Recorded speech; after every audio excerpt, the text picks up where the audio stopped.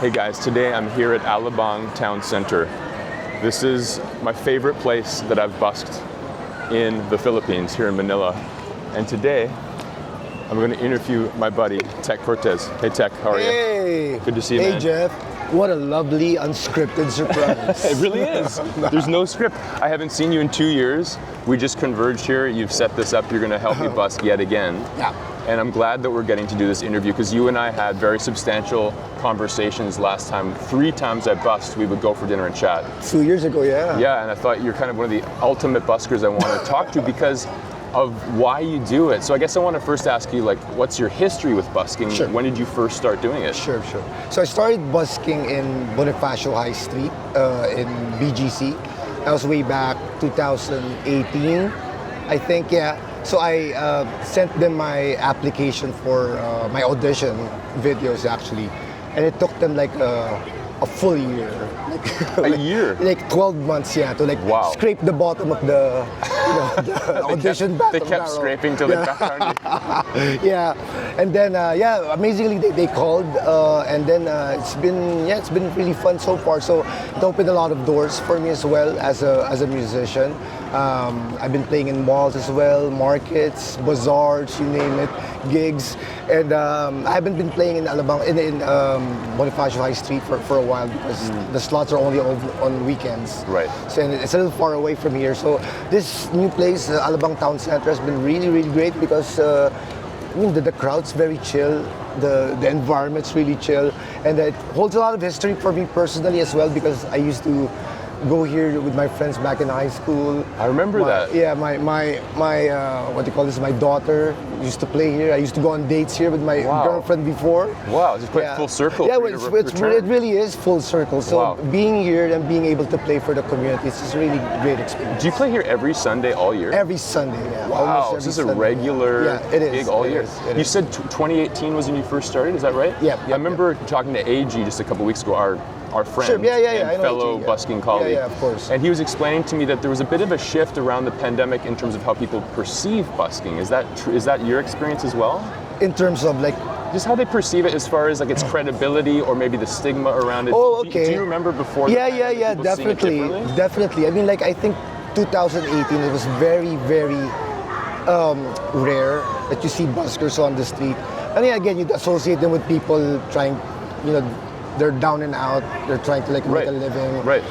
Even sometimes begging. Right. So that was, I wouldn't say the stigma, that was the impression of busking. But right now, like even after the pandemic, the community, even in the last 2 years, dude, the community is really Even booming. since I was here 2 years ago. Yeah, definitely. I mean, I would see like pages of buskers, left and right. I mean, back in the day, it was only like Prince, AG, Eloisa, you've met Eloisa, and only a handful of people. But now, I mean, the community has really grown, and I think people are really used to seeing buskers. Do you think it's the pandemic was an accelerant and maybe also social media, like I think TikTok? it's, I think it's TikTok started about the same time as I the think pandemic. so. Yeah, I remember 2020 was when I first heard about it. Exactly. It's a whole different way of consuming video, so maybe it lent itself to busking somehow. Yeah. It went really viral during that time. I think when the pandemic hit, people are locked inside their houses. They're trying to learn new skills, and they see a lot of busking online. And I think when people were allowed to go out, it's just people were just like so what's the word, excited, Right. to be able to Relieved. connect with people, play live music, and I think that's where it started here in the Philippines. I'm glad the community is really growing. I remember that. I mean, for me, I used to busk like 20, 25 years ago. Yeah. And then I hadn't thought much about it for a long time because I thought that when I became a quote-unquote professional musician, that I'd advance to the next level. I didn't think too deeply about it, but the pandemic caused me to reconsider that. Sure. It kind of forced my hand in the most, fortuitous of ways because I ended up having these incredible magical experiences busking on the beach in Vancouver. I and that's really what led, in a way, indirectly to coming here. So what is it about busking that you enjoy compared to other versions of performing music? Why is it different? or better or worse? Yeah. So I used to play in a band, which I really like. But the thing is, the hours are like really late at night, so I like sleeping early. So as you grow old, you like sleeping early, waking up early. So This is the perfect time. I was saying earlier, right in this spot. It's so nice. Exactly. 5 to 7 p.m. Exactly. You also have a different crowd at this time of the day. So one of the things I love about busking is that one, I get to sing the songs I really like, and I really don't care if people stop or not. It's just like, if I wasn't doing this thing right now, I'd be playing the guitar at home. Right, anyway. you're doing it anyway. I'd Might do as well it share it anyway. with people. Yeah, and I feel like it's playing in a. That's why I don't like playing in cafes, because one, I think my genre is so niche, because I'm 51 years old. I play like new wave and like really old stuff that I only know, and not too popular music. So I feel like if I play those set lists in a cafe, it's like too imposing on people. Like, these are my favorite songs, listen to them. As opposed to people here, they would walk along. If they know the song and they clap along, that's fine. If they don't, it's just perfectly all right. They have the freedom to keep a moving. Exactly. There's no obligation to like stay.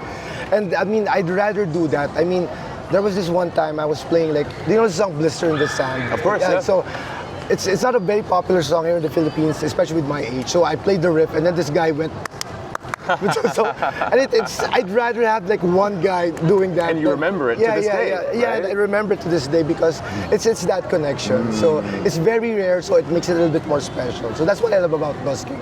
And also the other thing is that I'm able to monetize this not just to fund busking and my other hobbies, but also to help a lot of other people. So as you probably already know, I've been trying to come up with different ways of like supporting different charities here in the Philippines. I've helped like the Taal volcano victims back in 2020. We thought like it was the worst thing that could happen during 2020. Wow, what a year! What a year! Yeah, what a year. So yeah, I've helped that. I've helped like online students as well during the pandemic. I was able to raise money as well for jeepney drivers as well. I think we've raised like 64,000 pesos for and that was just online busking. So yeah, a lot of other things. And the reason why I've been doing this is because personally, busking has actually also helped me. Back in 2019, my daughter, she was in this debating team. I mean, long story short, she won the national, she won the international, inter-school and everything. And we just found ourselves that she needs to fly over to Yale University to compete. Yeah, go to New York and Yale to compete with different students around the globe. And we needed around like 300,000 pesos. It's a lot of money. I mean, we don't have like 300,000 pesos lying around. Sitting around the couch. Yeah. So I used busking actually to come up with that money, and amazingly I was able to, in a span of a couple of months, to come up with all of that money, 300,000. So I mean, never underestimate like, the human kindness and the internet.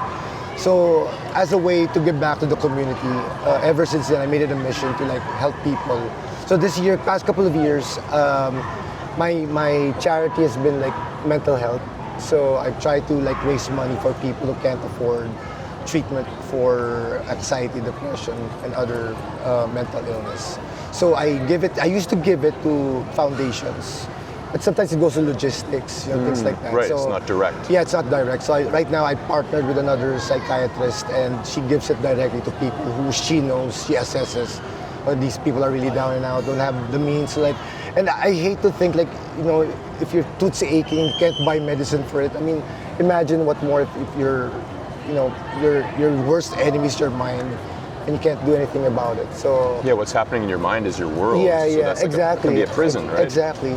So you're imprisoned in your own mind. So yeah, I try to help those people, and it's been really nice. I mean, people, I try to be anonymous, but sometimes they find me. I mean, the only busker that like has a sign for that, so they find me. They figure it out somehow. They figure it out somehow. They probably want to express their gratitude, right? Yeah, exactly. Yeah, but yeah, I mean, it's just been really great to give back to the community, and that's why I love busking, basically. How did that get on your radar in the first place, caring about that issue of mental health? Well, I know what it's like. I mean, I've been diagnosed with depression and anxiety about 2 years ago. It's been rough, dude. I mean, it's been really rough. Like I said, I mean, having yourself as your worst enemy ruminating about the future and worrying about the past, and being stuck in that middle. It's just really hard. And I think three things literally saved me from that hole I dug for myself. It's friends, it's free diving, and it's music. And it took a while for me to like actually go back and be comfortable speaking in public and talking again to people. But I mean, people like here in ATC, they're very receptive, and like I said, it's the music. If it connects people, it just connects people in a way that's so profound. But it really helped facilitate much of the healing. That word keeps coming up in my own mind when I think about why busking matters to me and my conversations with other buskers, connection. And I can imagine from my own experience how, when I think about my own experience of despair or significant depression, especially in my 20s, I can think this was something I was actually probably missing at the time. Because once, speaking for myself, once I was in a hole and 1 week turns into another week and it's becoming less and less likely I'll experience any connection, the hole just keeps deepening. And the perception it's even possible to climb out, there's more and more despair around that. And it's when I think about you or somebody having the chance to play here on a weekly basis, even if one nice moment of connection happens, it kind of interrupts the potential pattern of despair. Right. And sometimes people would come to me. I don't know why this happens, but people would come up to me and say, "Oh, I love that song," or "It's been ages since I've heard," because I play old songs, and you would make connections with people, and it's sort of talk therapy for me also, to be able to reach out to people and just randomly share that. So yeah, it's been really, really great. And I feel very fortunate about it. Have you had the experience like me, where people, complete strangers, will approach you, whether it's to give a donation or just to say hello, and they'll approach you with an open heart, or they'll reveal themselves in a way that they might not reveal even to people that they know? Like very open, or say maybe something like, I was having a rough day and this made my day better, or something along those lines? Not really. I mean, maybe it distracted them because, oh my gosh, I was thinking of something else in your songs. I mean, probably, gave me another mindset, or distracted me with, if you hear a song, you hear memory, you think of memories. Hopefully it brings back good memories. Yeah, good memories. Hopefully you're not playing the songs that give everybody terrible memories. Yeah, like breakup songs. But it does happen. I mean, it just doesn't, I can't remember of a particular instance right now. Sure, yeah. Well, I mean, of course, these are leading questions in a way, just because I know for myself I've had that experience. And I've talked to so many buskers who have had that experience. And when I've had somebody come up with this openness or raw vulnerability, I think, wow, like, if I was just a guy walking down the street, no way they're going to come up to me and share this. It must be the music or the connection to a song that makes them somehow trust me, even though I'm a stranger. Yeah, exactly. I mean, like, I think that's what happens mostly for me. Like, people would come up to me and say, like I said earlier, oh, I used to play in a band that was with one of our set lists. I've not heard that song since the 90s or the 80s. Or are you a huge fan of The Cure? So it's things like that. And my people's out there, so it's just nice that you get to pick them up when they happen to cross by. It's nice. I know that everybody has their own personality type, so I never want to presume everybody's the same as me, but I only know for me, connection is so important.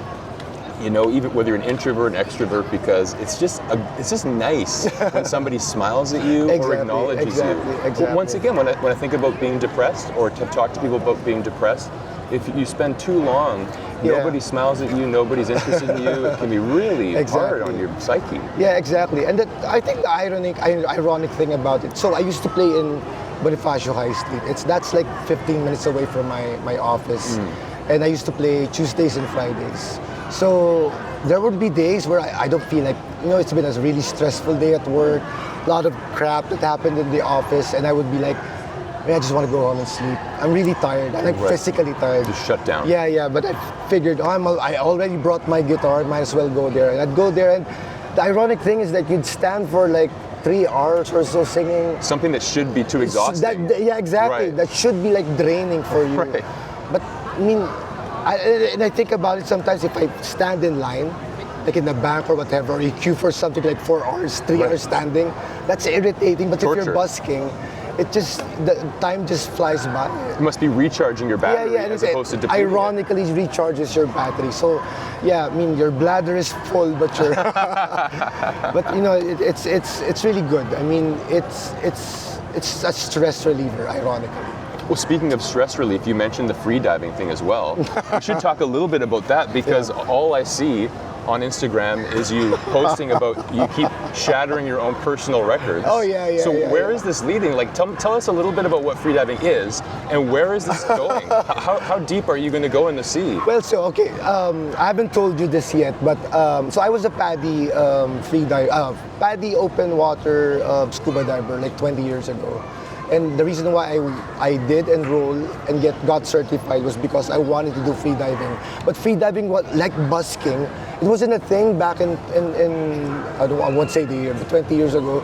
So I don't remember the year, but it was 20 years ago. So I've been trying desperately to find gear and a community, and I just had to put it on hold because, well, life happened. And then, like, I think 2-3 years ago, the community just started springing up. All the places I used to dive in Mabini, Batangas became like free diving spots. And I think it's because of TikTok and action cameras being really accessible nowadays, being able to film yourself underwater. Capture those moments. Yeah. I mean, it's such a lure for like young people. And I was able to find this group. It's called Alab Free Divers. In Batangas? In Batangas, yeah. Wow. So I found them. One of the reasons why I did want to go free diving was because I was in the middle of a long-term sick leave because of depression, and I figured, okay, since I want to like preoccupy my mind, what do I do? And the nice thing about free diving is it's the only sport that I know of that requires you to relax. It requires you to like look inside yourself, find stress points, try to like relieve body scan and things like that. So it really helped me like be in the present moment. So yeah, to cut a long story short, I got certified as a wave 1, 2, and 3, and right now I'm in my instructor course trying to get certified to be able to teach other freedivers. So how deep do you go? Well, my deepest right now is for 50 meters. 15 meters, that's like 160, 70 feet or something. Yeah, exactly. So that's holding, I'm ignorant, is it holding your breath? yeah, it's holding your breath. It's holding your breath and swimming. Are you holding your breath? The longest I could hold my breath is static, meaning like I'm not swimming. Right. It's around close to 4 minutes. So when you go to that depth of 50 meters, How long? Yeah, just tell me what it looks like. You go to the bottom and you immediately come back up? It's harder to like hold your breath.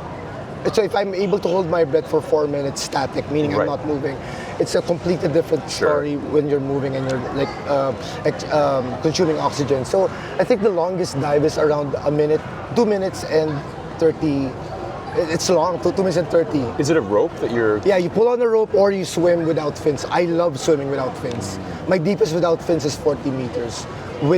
By pulling on a rope, it's 50 meters.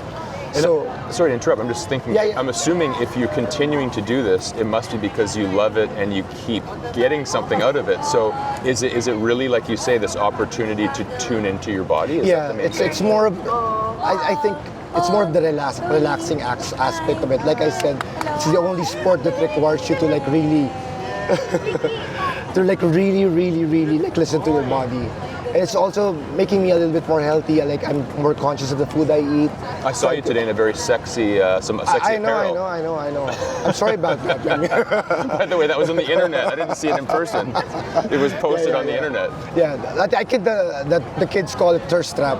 So, a thirst trap, yeah. So anyway, so the long story short, the reason why I'm doing this is I want to be able to compete. I already registered, so I want to be the first 50-year-old diver to go deep as 51 meters. That would be a record in the country or in the world? In the country. So CMAS, this is like the agency that's going to be hosting that event. They have the category for free divers above 50, the masters category. And I don't know, people in my age group haven't like tried free diving or going deep, maybe because they're worried about cholesterol and uric acid and, and got all the other problems. So I want to be the first Filipino to do that. So yeah, that's the goal. 51 meters, 1 meter for every year I've been alive. Wow, I appreciate that about you, man, that you strive to grow. And we should probably wrap up the interview because it's time to start busking soon. Sure. But I just, having had this conversation with you, I want to emphasize that my experience of you is that you're such a good-natured, generous, friendly guy. And I think that's really, I think for anybody watching this who's ever going through an experience of depression, which it sounds like we both experienced, I can just imagine for me, when I was in my darkest moments, if I'd seen how a nice, friendly, talented guy has experienced that also, it would give me some reassurance and some hope that it's not a reflection of my worth. It's just something I'm going through. So as I think about why we're doing this interview today, and I'm not always sure why I'm doing these videos for my channel, I'm realizing, if one person watches this video and it positively affects them, that will make it all worthwhile. Exactly. So, that being said, guys, it is time for me to busk, and we'll see you in the next video.